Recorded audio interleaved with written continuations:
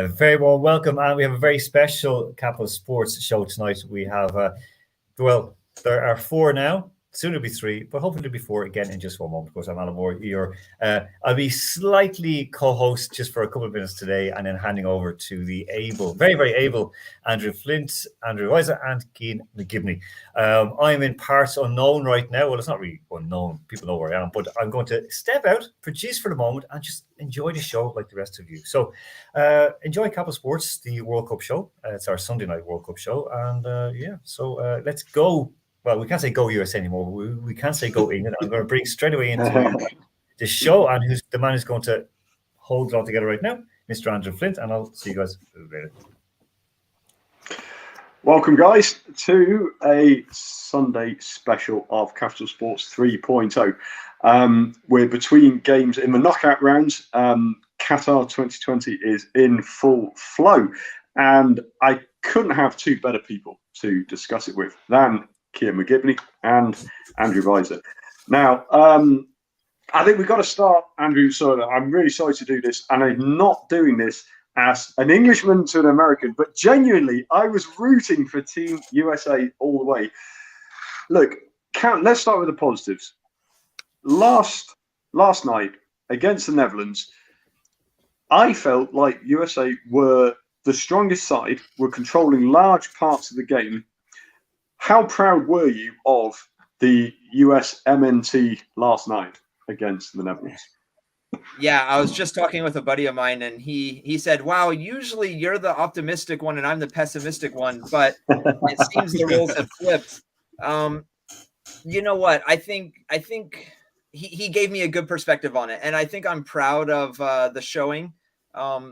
It wasn't an easy group to get out of. It wasn't the most difficult group, but we did get out of the group, and you're right. For large parts of the game yesterday, the U.S. looked entirely competent. They looked like they knew what they were doing.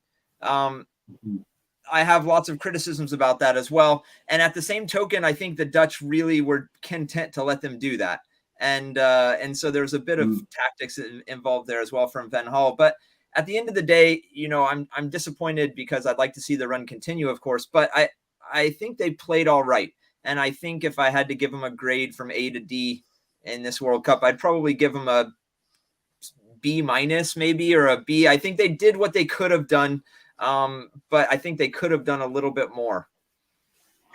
Yeah, I think that's fair enough, because if you say before the tournament, USA are going to get to the knockouts, they're going to take the game to the Netherlands and not quite make it, but give them a good game. Most people would say that's about what they would expect. But there's that nagging feeling. When I was watching the game last night, I thought it just feels so classically Louis van Gaal. He's got his team set up. They're relatively calm, but they were under pressure at the same time. They just made those critical moments count. But the fact that they were critical, I think, says a lot about how strong America played last night. I think I'd feel better about it if we had lost to some tactical masterclass. But you know, I won't ever. Hopefully, Alexei Lawless never sees that I agree with him here. But he said, if I'm going to lose, he said if we're going to lose, I want to lose to something special, and we didn't lose to something special. It was 3 goals where we didn't mark men, where we got lost, where we didn't track back, and I think that's what will sit with me the most. We didn't lose because of, you know, Mbappe scoring goals from impossible angles or something like that. We lost because we didn't mark men, and that can't happen in the knockout rounds, and you're going to lose if you don't mark men in the knockout rounds of the World Cup. Yeah, sadly, I'd have to say that is very, very true. Cian, did you watch the game, USA Netherlands? What was your takeaway? Do you feel surprised, disappointed in either sides? No, I suppose not really surprised or disappointed. I mean, the United States, as Andrew has said, probably got as far as they can go. I know that's probably a disappointing thing to hear, but it was a very workmanlike Dutch performance yesterday. They're definitely, I think I saw something during the week, they're definitely playing for Louis van Gaal, given the health issues he's had in the last 12 to 18 months. And that is definitely, it came through yesterday massively so, and it will be very, very interesting in their quarter-final now. can they use the same spirit and the same drive that they used yesterday? I know, as Andrew has already said, probably poor marking contributed to the goals, but I think the Dutch have definitely shown us in the last, maybe not so much the 2018 World Cup, but certainly in the 2014 World Cup, they can do workmanlike when they have to do it. Mm-hmm. And they certainly proved that yesterday with a very, very workmanlike performance. But I think there's definitely room for improvement heading into the quarterfinal. Yeah, absolutely. And I would like to point out, look, we're on Capital Sports. We don't always get our predictions right, but when we do get them right, I think we need to trumpet them. And I would like to point out, we did say on the last show that if Memphis Depay came back, he would be key. And lo and behold, look who makes the breakthrough early on. These key moments, they change the course of a World Cup game, don't they? Okay, well, look, let's not dwell too much on it. I don't want to plunge too much negativity onto it. Let's stay positive. It was a great performance, I think, overall over the World Cup from the USA. It gave promise, I think, because I think we all feel there's more to come. And with 2026 coming along, that's got to be a good thing, right? Okay, so today, guys, we had France against Poland. And we've just seen Kylian Mbappe play a central role, talking about key figures playing a key role. I mean, Kylian, I'll stay with you on this one for a moment. Mbappe scores 2 goals. He was up against an Aston Villa fullback, which, as a formula, you'd have to say, is likely to create plenty of chances. I mean, look, firstly, how good is Kylian Mbappe? And do you think this showing tonight means that France have put themselves a step up the ladder in terms of tournament favourites? I think they have. I think they've certainly pushed themselves forward. I think Kylian Mbappe's performance was very, very much in the mould of Thierry Henry tonight. He runs incredibly similar to the way Thierry Henry used to run. He was able to go past Matty Cash on a number of occasions. Matty Cash played quite well, had one particular chance in the first half that he managed to blaze across the front of the goal. That had somebody got a toe to, they might have had an early goal themselves. So definitely Kylian Mbappe, with the 2 goals this evening, certainly put himself firmly back on the world stage. He certainly showed that they are dependent on him. I think Olivier Giroud, with his first goal, or his goal to beat Thierry Henry's record earlier in the game, showed that they're definitely playing well together. Mbappe still probably throws the hands up every so often, showed it once or twice in the game this evening, but he definitely trumped that with the 2 top quality goals that he scored in the second half. Yeah, absolutely. I couldn't agree more. I mean, we talk about Olivier Giroud. I mean, for me, I would argue that Mbappe is an obvious lightning rod for attention. His pure pace, his ability, his confidence on the ball. But Olivier Giroud himself, I cannot understate how much I strongly believe the best teams need a striker who you can depend on. And Giroud's goal record often goes slightly under the radar. We saw France at France 98 with Stefan Guivarc'h was their starting central striker, and they became world champions. I don't believe he actually scored a goal at that World Cup. But a presence in the box who is full of confidence, like Giroud is at AC Milan, it works wonders.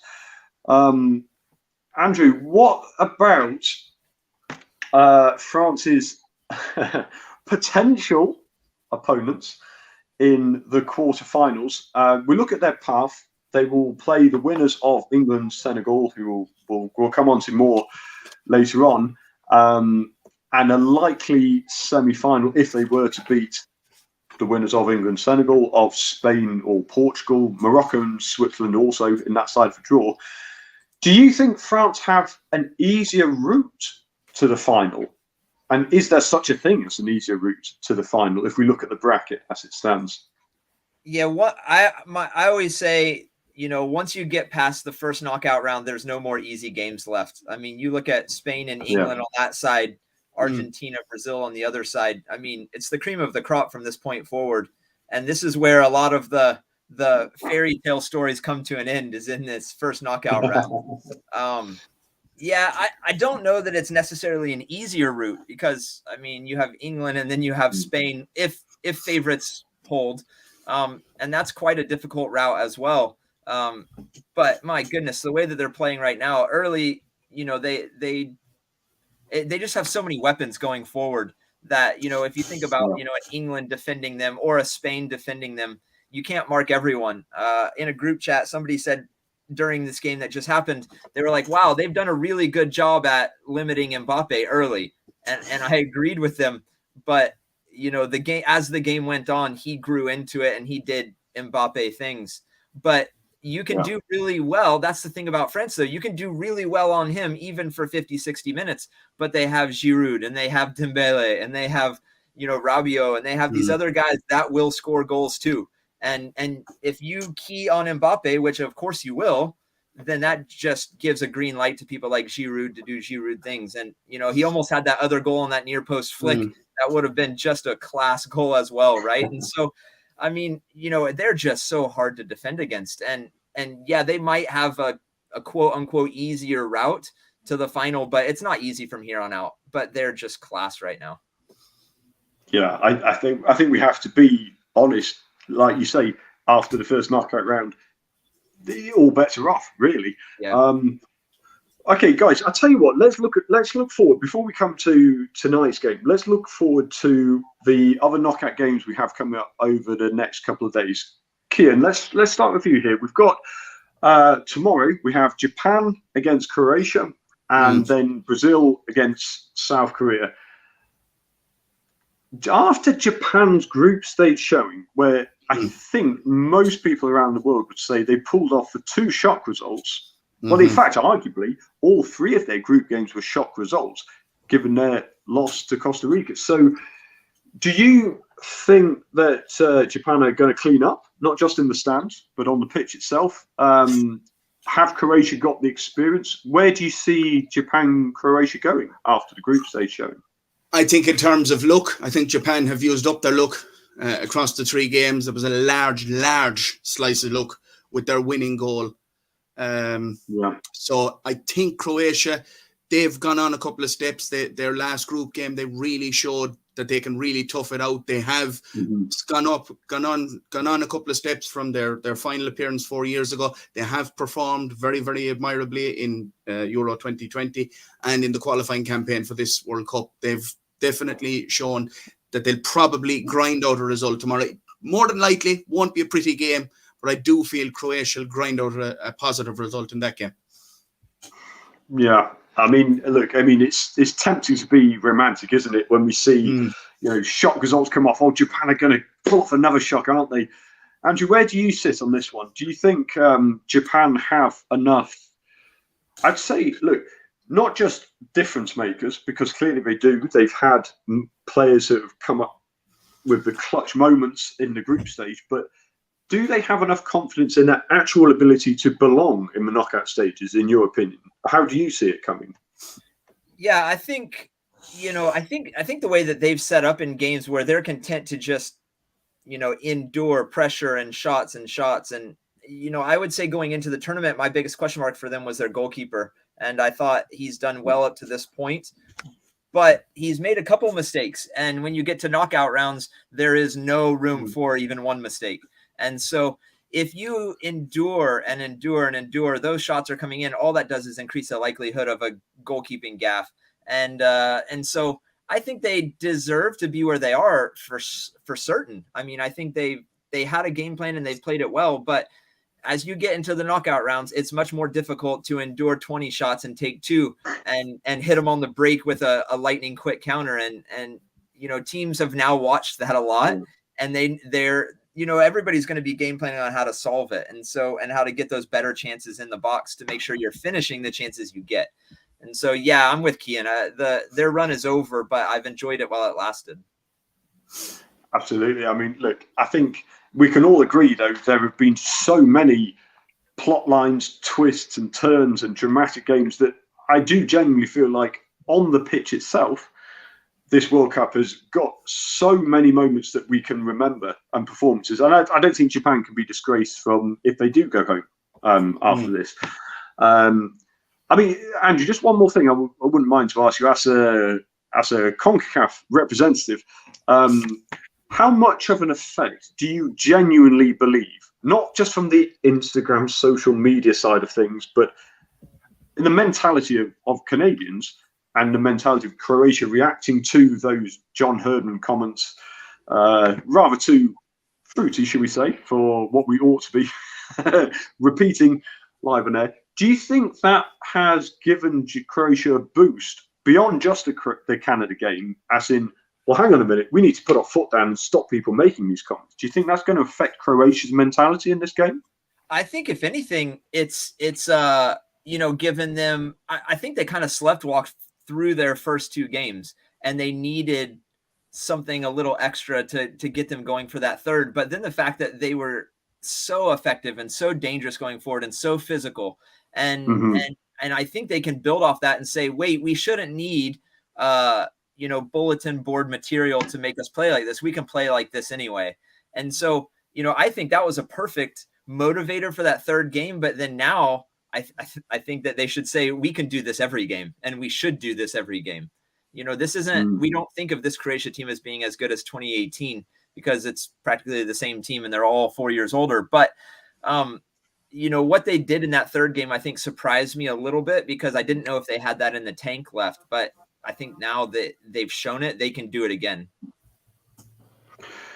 Yeah, I think that's a very fair comment because I think I've been guilty of it, and I think a lot of us probably have been guilty of saying Croatia are at the very, very end of their player cycle. But you look at the likes of Luka Modric in midfield, he is still going, he is still pulling strings, and that is the sort of player who, if you were playing and you wanted a captain alongside you, somebody to calm the nerves, play the killer pass at the right moment, know when to push. I don't want to get too John Barnes on us here, but Luka Modric is the sort of person you'd want. Exactly, isn't it? Absolutely. Okay. Interestingly, we've got Japan have never beaten Croatia, but they've only conceded one goal out of the two games they played.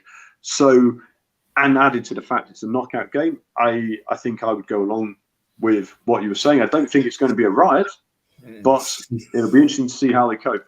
Okay, Kian, coming to you then. We then have, later on, tomorrow, we have Brazil against South Korea. Now, today, I believe we've read that Gabriel Jesus will be out for a few months. He needs an operation on his knee. I mean, I don't think that really affects their immediate short-term plans, given that he isn't a first-choice player, but it's yet another injury. Now, these injuries are starting to add up for Brazil. We've got Neymar out injured. We've got Gabriel Jesus out. Richarlison, you'd assume, would leave the line. Do you think these injuries are going to affect Brazil's confidence going into this? How do you see this game panning out, Brazil, South Korea? Yeah, I think tomorrow they may be okay, but if they were to win tomorrow, longer term quarterfinal or maybe a semi-final, it could come back to haunt them that they're now missing Gabriel Jesus. In terms of, if you want to change it, if you want to move Richarlison from the middle to the right or to the left and bring Jesus on, you can't do that now. Alex Telles is also missing, so that could be a bit of an issue later in the tournament. If they want to make a change at the back, they'll be depending on a 39-year-old and Dani Alves, top quality player, but moving on in years. So it's definitely going to may not have an impact tomorrow, but if they were to win tomorrow against South Korea, could have an impact in a quarterfinal and maybe a semi-final if they were to get that little bit further as well. Yeah, exactly. I mean, I think I remember back in was it 2014 even, was it? Brazil, even then we were talking about the importance of that central striker for Brazil. I mean, look, in the short term, like you mentioned there, we get to the later stages, it could become a problem. Look, South Korea, so far, Kian, have you been surprised by I suppose what some people might say is a lack of impact relative to his global standing of Heung-min Son, who's clearly the star player, if you like.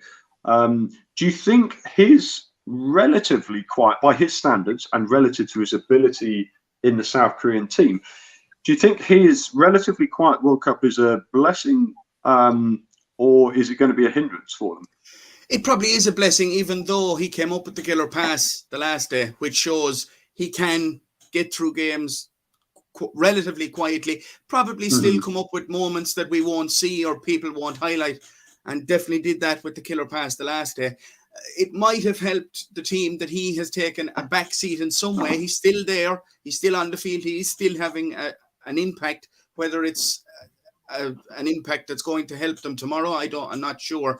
But he definitely still, even though he came into the tournament with that cheek injury, he definitely has gone about his business extremely quietly, but extremely effectively. And as I say, with that killer pass last week to help for that goal was huge. I think that's the key point to make, isn't it? The difference in tournament football, if you need your key man, you don't need him 90 minutes of the time, absolutely on his game. You need him for the key moments. And with Son, you've always got that potentially. Andrew, you're a man who knows a fair bit about South Korea. I mean, how much affection do you have for this team? How much affection do you think neutrals could find? Because I found myself watching Cho put 2 utterly incredible bullet headers in the group stage, and I thought, my God, there's somebody else other than Heung-min Son. I mean, how much team spirit do South Korea? How much do Koreans get behind the team? And do you think that alone could somehow miraculously drive them over the line tomorrow? Yeah, all you need to do is, when it comes to thinking about South Korea and their fans, is think about back to 2002. And let's disregard the questionable refereeing that occurred in their games. But I mean, that it is the most soccer mad country I've ever lived in, certainly, and probably one of the biggest I've ever experienced. The country shuts down when they play, and I mean, you're talking about some of their players that they are some of the lesser known players that have gained millions of followers on Instagram just during this tournament alone. And I mean, they are just all for their team and they support them. And the really interesting thing about teams like South Korea is a lot of times they do rely on that one star. And if they underachieve, then they crash out. And the fact that they haven't crashed out and he hasn't been, doing everything for them up to this point, it makes you think that they could do more if he gets those couple moments of magic, like Kian mentioned, or maybe it was you that mentioned, you don't need him for 90, you just need him for a moment. And he did that. And, it's always hard going into a tournament like this with, that cheek injury. I always go back to thinking, if you get hit really hard in the cheek, hard enough to break your orbit, you probably have a concussion as well. And those have symptoms months, sometimes years along if it was bad enough, right? And so yes, he's wearing a mask, but I don't think we think about the head injury side of it enough. Is he really physically 100% with his head? I don't think so. Not if you get hit that hard in the cheek, and we know how long it takes to come back from concussions now. So whether they say he had one or not, he probably did if you get that hit that hard in the face. And so, he's not going to be 90 minutes magic, but he could be 1 or 2 minutes magic, and that's what they need. Absolutely. That's exactly it, isn't it? 1 or 2 minutes of magic, that is knockout football. I mean, look, if we look at the history of Brazil against South Korea, Brazil have won 3 times, scored 10, conceded 1. If you look at statistics, virtually every statistic points towards a Brazil win. But again, virtually all the statistics pointed towards Germany winning most, if not all, of their group games. And we saw the Saudi Arabia result. So, look, magic could happen. If you've got a magician like Son on the pitch, who knows? Who knows? Okay, so those 2 games we've got tomorrow, Japan, Croatia at 4 p.m. CET, and then Brazil, South Korea at 8 p.m. CET. Then on Tuesday, Kian, Morocco, Spain. I've got a little quiz question for you guys in a moment after these 2 games. But Morocco, Spain. Morocco, how much have they impressed you so far? And do you genuinely believe, not just with their romantic rose-tinted World Cup glasses on, but genuinely, how much of a chance do you think Morocco have of an upset against Luis Enrique's side?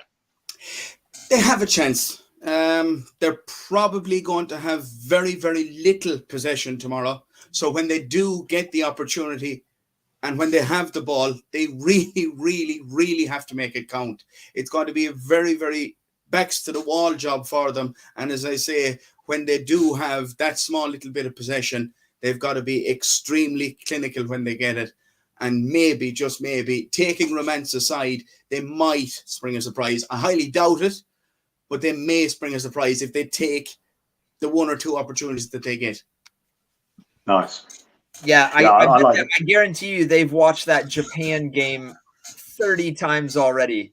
And you would like to think that Morocco has a little bit more class, individual brilliance than Japan. So if they can draw it up and do exactly the same thing, they're going to have 15% of the ball. But if they make that 15% count, they have the class to get a couple goals out of it.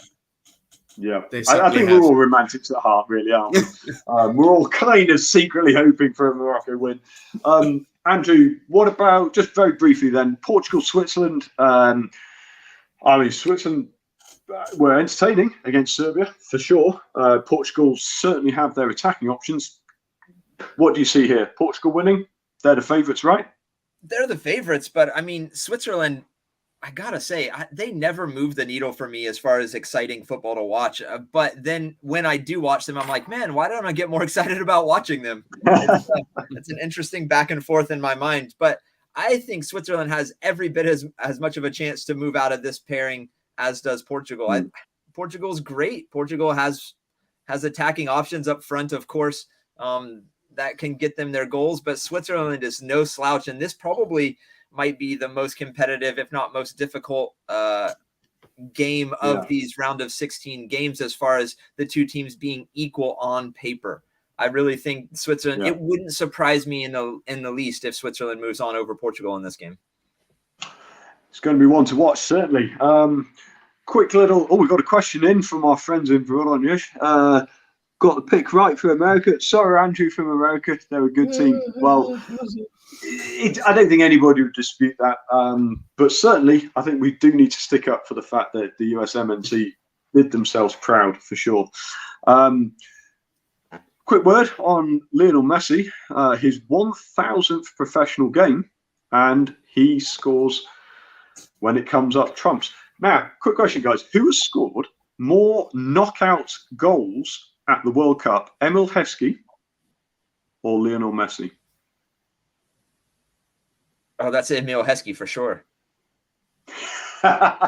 He is an unbelievably talented world-class striker. It's true. Cian, what do you think? Do you agree? Heskey has scored more than Messi knockouts? Heskey, I think so, yeah. It was a trick question. They both scored the same. But either way, Mr. Messi is still there. He's still hanging, and most likely he will overtake Heskey, I think, before the end of this World Cup. I don't. Look, personally, I'd love it. I'd love it if a man from Leicester, and let's be honest, a man who was not really much of a footballer for most of his career, could outdo the greatest player of all time. But anyway, moving on, guys, moving on. Look, we have one more pressing issue to address. That is tonight. Football's coming home. Of course it is. We all know that because the song has told us that.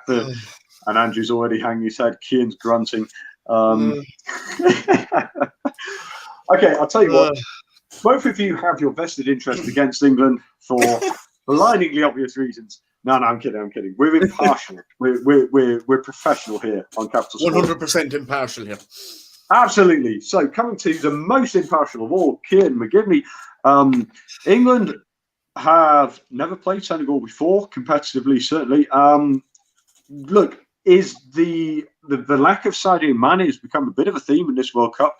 Do you think Senegal has shown that with Aliou Cisse, his tactical setup, the rest of the squad, that they don't in fact depend on Sadio Mane and that England should be worried? What do you think? They're going to make it very difficult for England tonight. There's enough written in the papers. There's been enough said in the radios and televisions over the last 3 or 4 days to paper the entire dressing room to say that England are going into the last 8. We might as well not turn up tonight. So definitely, if they want artillery to fire them up, they certainly have it. Their performances have been mixed in this World Cup. Yeah, technically they get it spot on. I think a bit like Poland today and a bit like Morocco tomorrow, they're going to have a lot less of the possession. I think England will dominate the ball. It's just, can England be clinical enough? Yeah, fine, they scored 6 goals against Iran.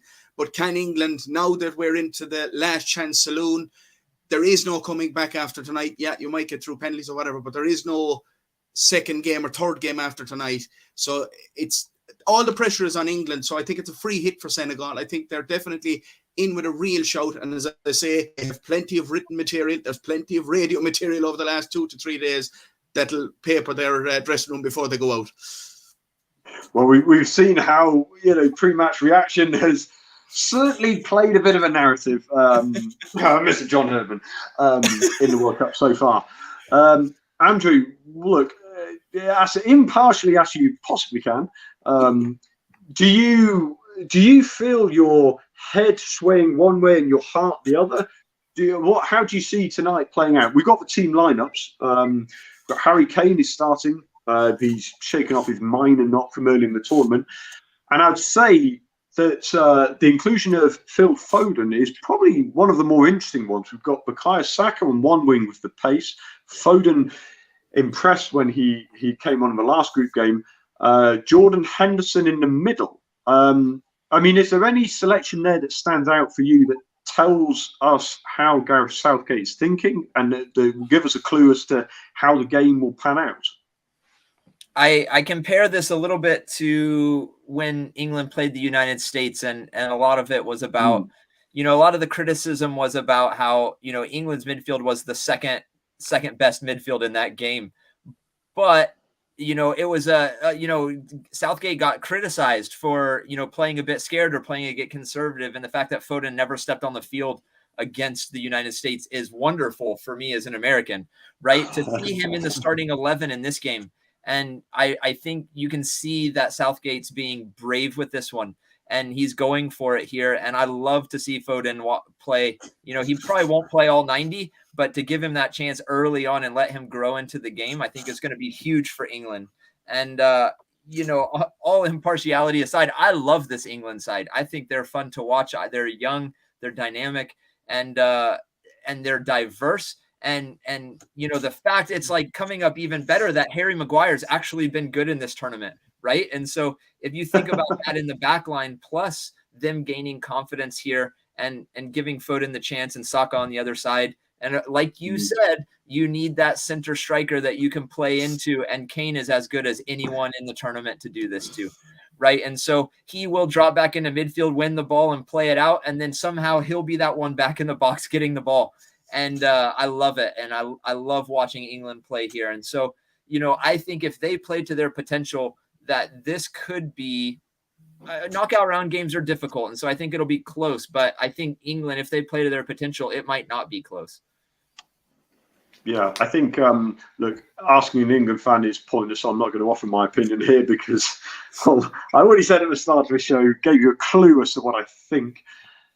What an England fan thinks bears little relevance to reality. So, Kian, I'll ask you instead. How do you see the selection of Jordan Henderson in midfield? Do you think that tells us much about how Southgate is looking at this game? Do you think it matters much? Do you think it's a good thing or a bad thing? I think it's a clear signal that Jordan Henderson will sit in front of the back four, probably alongside Declan Rice, with Declan Rice allowed to move that little bit further forward, with Jordan Henderson just taking balls, passing them off, probably barking orders like he did the last day. I think he really had a positive influence when he came on, and I think that's exactly where he'd probably sit. He'll sit in front of the back four, as I said, with Declan Rice, but probably with Declan Rice allowed to come that little bit further forward and probably have a really positive influence. I think the team selection is extremely positive. I think Gareth Southgate has been lambasted for the last probably 6 months throughout the Nations League campaign, etc., for his team selections not going attacking enough, going a small little bit defensive in his team selections. Nobody can complain about that this evening. Everyone is involved. Fine, you could make a case for Marcus Rashford, but I think everyone else is involved, and I think if they are to win tonight, he definitely can't be blamed for not going attack-minded with tonight's selection. Yep. Yeah, I agree with you on that one. I think it's encouraging to see pace on one wing and trickery on the other. We have a question from Frank Carter. England very good, right for Croatia. I've seen them being very hard to beat. I think that's very interesting way round to look at it. Seeing as England hard to beat, most people tend to say they should be dominating teams and they should be winning rather than being hard to beat. That's a quality I've seen with teams that play against England more. I think Frank makes a very good point there. That midfield is very solid, plenty of experience, but enough inventiveness. Okay, right. So the team lineups then, we've got Jordan Pickford in goal, a solid back four, Kyle Walker, John Stones, Harry Maguire, and Luke Shaw. Declan Rice most likely anchoring the midfield, Jude Bellingham and Jordan Henderson in midfield, Bukayo Saka on one side of the attack, Phil Foden on the other, and Captain Harry Kane on the other. Of course, Senegal, they don't have Sadio Mane, but they have shown that they don't depend on him. Mendy, Sabali, Koulibaly, Diallo, and Jacobs in defence. Sarr is mainly Sarr, especially very, very dangerous player, I would say, on the wing. Mendy, Cease, and Diatta in midfield, and Diaye, and then Dia up front. Okay, so guys, very quickly, score prediction I need for England, Senegal. Kian, what is the score going to be? 2-1 to England. Yes, good man. I'm sorry. Excellent prediction. Andrew, score prediction, what do you see? 3-1 England. Oh, you boys are wonderful. I love it. Okay, well, guys, so just to make sure that we're not entirely subjective on the show, we're going to have a bit of fun now. So a bit of what happens next. Now, any regular viewers will know full well that we are basically atrocious at guessing what happens next. So I'm relying entirely on you two. You guys, the pressure's all on you here. You are the England of tonight. I'm the Senegal here. Very shortly, we're going to see a clip and pay attention because, let's be honest, we all need to. We need a lot of help with what happens next. That'll come up very shortly. Blimey, the World Cup, eh? Here's Ball running himself daft.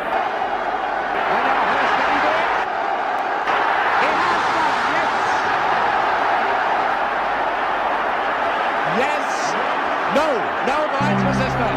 The linesman says no.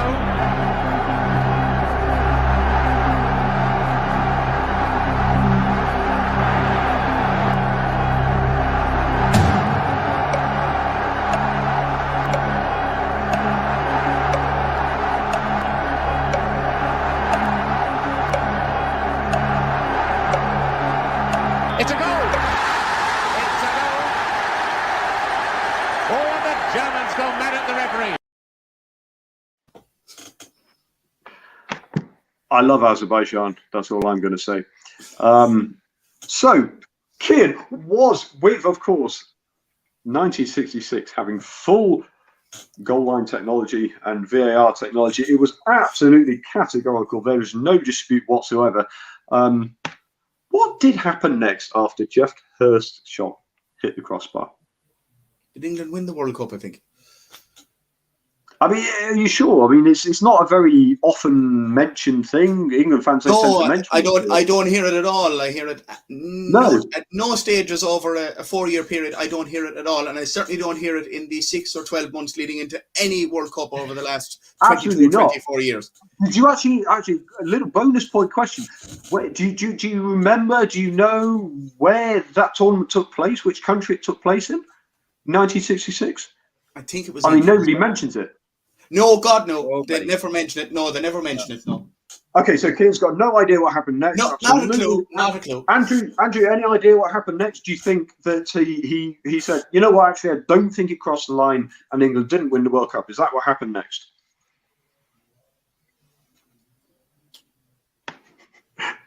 I've stunned him into silence. That's how I remember it. Well, you know what, guys? I remember it as England crumbled from that point forward, and they didn't field a side competitively for a long time after that, I believe. Yeah, definitely not. Definitely didn't have any golden generations. Had no hope whatsoever going into any tournaments. You know what? I think you're right. I'm